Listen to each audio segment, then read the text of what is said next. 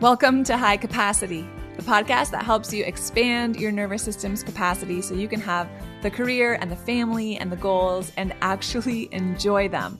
I'm your host, Michelle Grosser. I'm a trial attorney turned nervous system strategist. If your life is full by every measure and your nervous system is feeling it, this is your show. Every Tuesday, I'm here to unpack the nervous system science behind why you feel wired, overwhelmed, and depleted, and give you real tools to actually do something about it. Let's dive in. Hey, you're listening to High Capacity. I'm Michelle Grosser. So glad you're here. If you guys have been listening for a while, you probably remember the story I told back. I think it was episode 439. But basically, the idea is that we were on a family vacation. At this time, we lived in Miami. So we had just driven across the state to the Gulf Coast of Florida, and we were at this beautiful resort, and it was perfect weather. And I remember, this was like 7-8 years ago, I remember watching from the side of the pool, Jeff and the girls playing, and they were playing in the water, and I was sitting in a chair watching them, and like everything I'd ever wanted, everything I'd ever prayed for, all of it just answered right in front of me, right? And the scary thing, and why I remember it, is that in that moment, I remember cognitively, intellectually understanding how special this was and how good it was. And yet on the inside, I still just felt kind of flat. It was like I couldn't really feel it. And it's not that I was ungrateful, and it's not that I was sad, right? I could understand how good life and this moment was, but I couldn't really feel it. It was like watching my own life from the outside looking in. I don't know if you've ever felt that way. And underneath that flatness, it brought up this kind of quiet grief because I really wanted to be present in that moment, and something in me just couldn't get there. And that was a catalyst for a lot of it just made me so curious, right? Like, what is going on? What do I feel like this? Am I the only one? I don't think I'm the only one. I think there's other women that are experiencing this.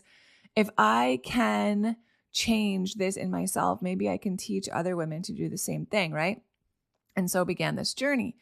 And then a few weeks ago, it was a Monday afternoon, I remember, because I picked the girls up from school. And on Mondays, we have piano after school. So I drive them from school pickup to piano.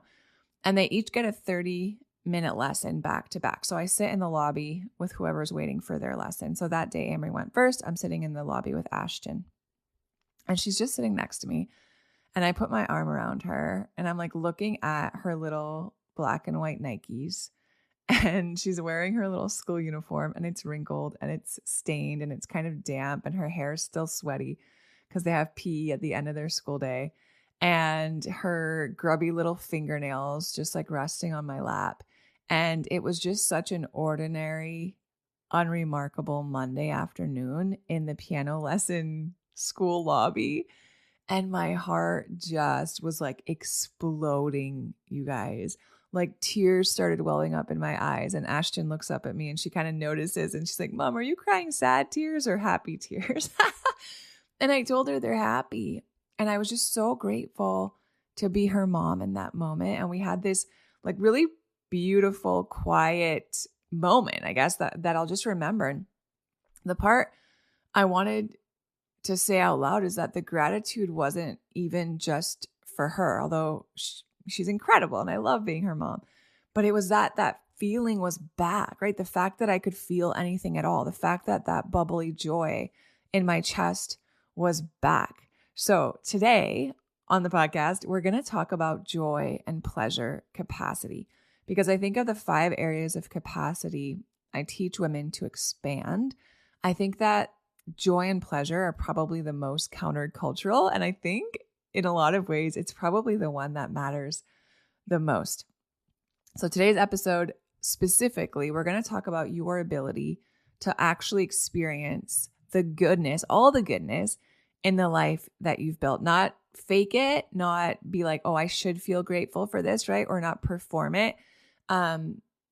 not even cognitively just understanding how good your life is, but having the experience of the gratitude, of the joy, right? Of all that goodness, letting it just settle in your body.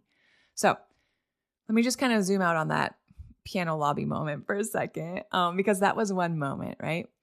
But there's just more joy in my life now than ever. There's more joy in making breakfast and, I don't know, dancing in the kitchen, inside jokes with Jeff, off key singing, like all of that stuff, right? More emotion across the board, full range of it. And I'm just feeling for the first time in a long time what it actually feels like to be really alive inside my own life, because it wasn't always that way. And I think and I've gotten a lot of feedback from that story about, sitting in that chair by the pool and seeing something that's really, really good and not feeling a whole lot of it, either because your mind is racing and all the mental tabs are open and you're still planning or thinking or making sure everybody's safe, or that we have the lunch and the snacks and the sunscreen and all of that right in that moment, or because there's just kind of a general flatness over everything.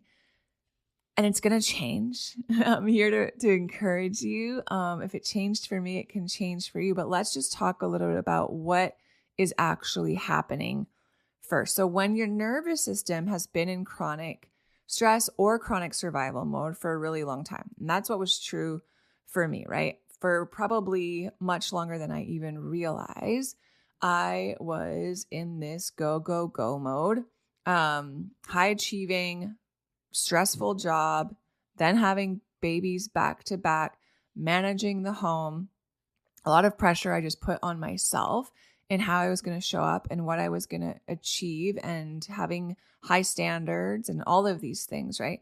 And what happens is that when we're living like that for years, it starts to ration positive affect. So what I mean by that is that our brain's reward circuitry, which is, it's largely driven by dopamine, it gets suppressed when it's chronically activated. So our system, it can't prioritize everything, right? So our nervous system's always going to prioritize what are the things that could be threats, what are the things that could be stressful, and how do we make it through that above everything else, okay? We have to be constantly scanning, detecting, like prioritizing, making sure that we're good. Joy requires presence, right? Pleasure requires us to feel safe enough to be present. So a nervous system that has always been performing or managing or planning or bracing for years doesn't have permission to access either one, joy or pleasure. And this is different, I think, I'll just say this for a second because I think it needs to be said. This is different from a diagnosis of maybe clinical depression. If you're concerned about that, when I'm talking about that flat feeling, if you're like, yeah, I relate to that, I feel that, and I'm concerned about it, go talk to your doctor before you do anything else. I think it's a conversation worth having. But for most of the women I work with, that flatness isn't necessarily a mental health diagnosis, right? It's more that it's your nervous system that's been in survival mode for so long that it's just starting to flatten across the board. And not just the hard emotions, right? Like we just talked about, it's the good emotions too. We can't just selectively piece or choose which emotions get muted and which ones we get to experience more of. So that's part of it. The other part of it is that your brain also has a strong tendency to return to baseline emotional states, regardless of what's happening externally. So we call it hedonic adaptation, but basically the idea is that the thing that we're after doesn't actually produce the lasting joy that we expected.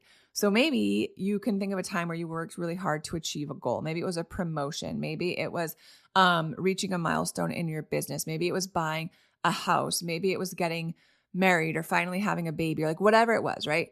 A vacation, I hear this a lot of, right? It's like we plan so long for a vacation and then we get there like, oh my gosh, I'm just like managing everything in a different location. There's actually more stress because our normal day-to-day routine isn't happening. So we get to the goal, we finally hit the milestone, but it doesn't bring us that the high, the joy, at least lasting, that we expected. We feel it for a moment. We feel it briefly. We can celebrate. We can high five ourselves. We can be like, hey, I did it.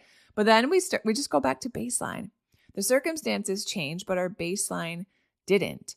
And I think this is why a lot of times out there, what we see with like optimization, just achievement, hustle culture, getting more done, right? Getting more things, getting more stuff, more experiences, it doesn't fix the flatness, because you cannot accumulate or achieve your way to joy. You can't do it. It's not how it works. You don't like get to this milestone or get to this number in the bank account or get to, this relationship status. And then all of a sudden it's like, I can just be like present now. It's not how it works, because the baseline itself has to shift. And the baseline shifts when, surprise, surprise, the nervous system shifts. So it's not a fixed state. We know our nervous system is neuroplastic. It changes. And that's the entire premise of everything I teach. So what does it look like to expand our joy capacity? Well, I don't think it's this big, dramatic, like life overhaul kind of plan. It's not changing our character or our personality or this like, I don't know, this just like sudden thing where we wake up one day and we're like, yay, I'm joyful. I think it's so much smaller than that. And I think it's so much more profound than that at the same time, because it's allowing like small things to land. It's slowing down enough to appreciate those little micro moments, right? That warm cup of coffee in the morning that actually tastes good and becomes like a ritual instead of just like, oh my gosh, I need this to get through the day. It's a song that comes on, right? That brings you back to this really good place, or it comes on right at the moment that you needed it and your body's responding to it. Or it's the thing your kids say that are like genuinely funny and you're laughing from your gut so much so like your cheeks are hurting instead of just like, haha, like being polite, just like feeling the sun on your face and the wind on your body. Like it's spontaneity. It's spontaneity that doesn't just like trigger something in us that's, oh my gosh, like this is messing up my schedule. Having fun without having to earn it. It's pleasure that arrives without all of the guilt that so often follows it, because we feel like we should be doing something else that we've been conditioned to believe, at least, is more quote unquote productive. So it's available to us, and it's available to us on the other side of this nervous system work and this capacity expansion work.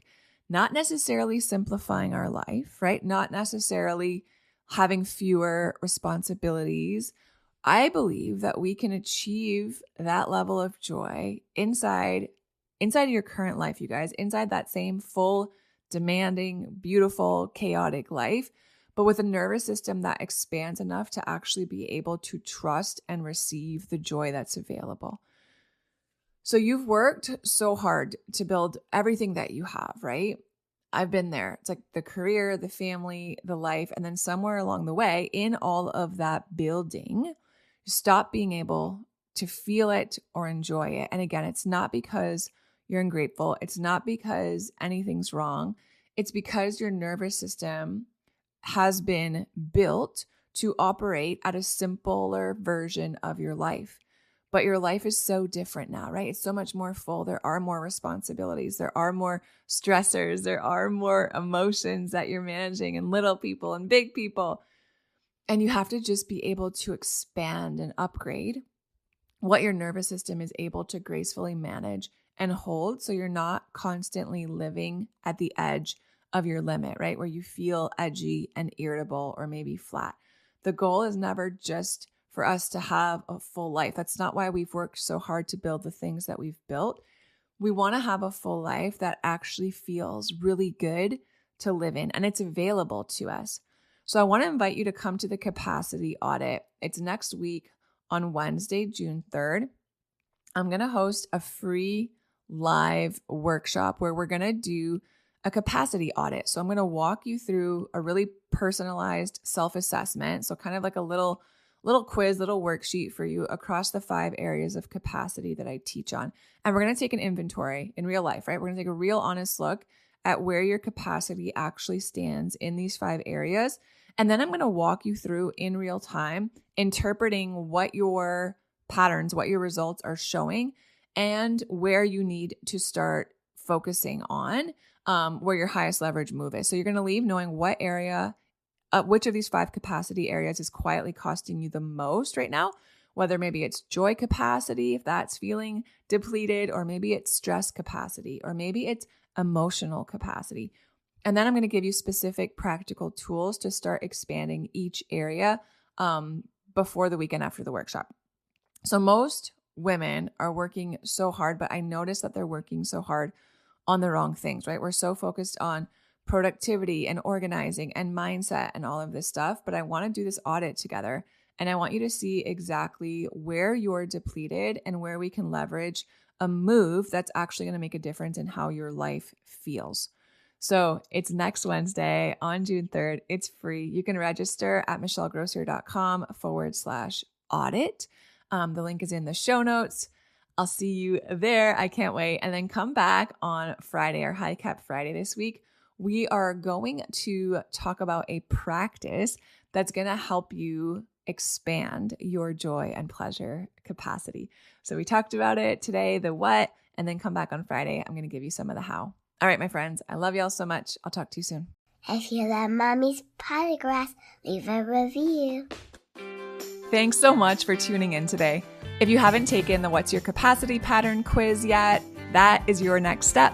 It'll tell you which of the 5 capacity patterns is driving your dysregulation, your exhaustion, your reactions, your stress, all of it. So you know exactly where to focus your energy first. It's free. It'll take you 2 minutes. The link for the quiz is in the show notes. And then come back on Friday for one practical tool, the high cap move to take into your week, because putting this stuff into practice is what is actually going to change things. All right, I'll see you on Friday.